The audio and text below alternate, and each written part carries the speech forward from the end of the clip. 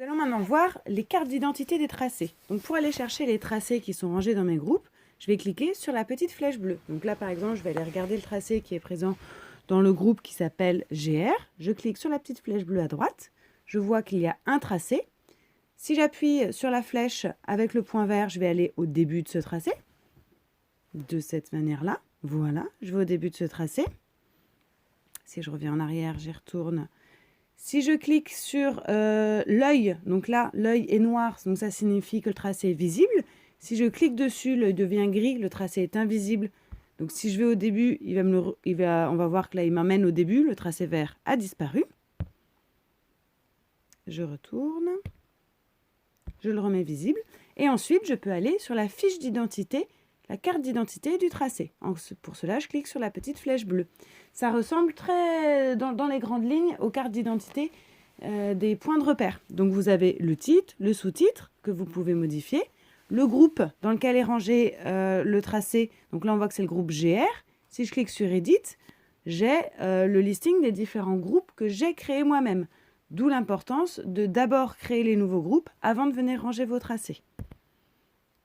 La couleur que je peux changer, on retrouve les petits pictos dont on avait l'habitude, la flèche avec le point vert qui nous emmène au point de départ, l'œil pour afficher ou masquer le tracé, la corbeille pour supprimer le tracé et la flèche qui sort pour exporter. Donc là, si je clique sur la flèche qui sort du carré, on va me proposer d'exporter le tracé et de le partager avec quelqu'un. Donc pareil que tout à l'heure, je peux le partager via des applications de partage comme WhatsApp, Signal, Discord, tout ça, ou par mail, ou par Bluetooth, ou plein d'autres solutions. Ensuite, on a des informations sur le tracé. Donc la durée, c'est parce que moi, c'est un tracé que j'avais téléchargé d'un site web et qu'ils indiquaient une durée. La distance, là, on voit 199 km. J'ai des dénivelés, donc je vois qu'il fait...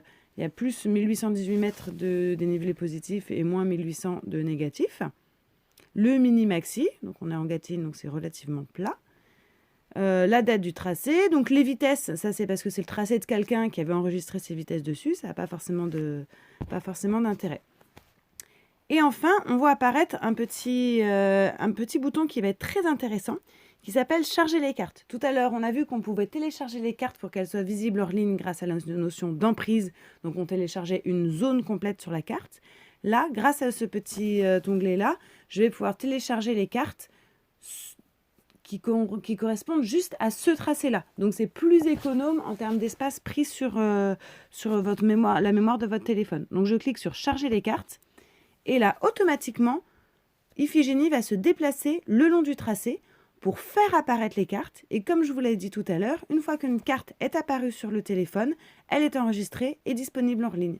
Donc, le téléphone va automatiquement circuler autour du tracé à 4 échelles différentes. Donc là, on ne le verra pas parce que le tracé est un peu long, pour enregistrer les cartes.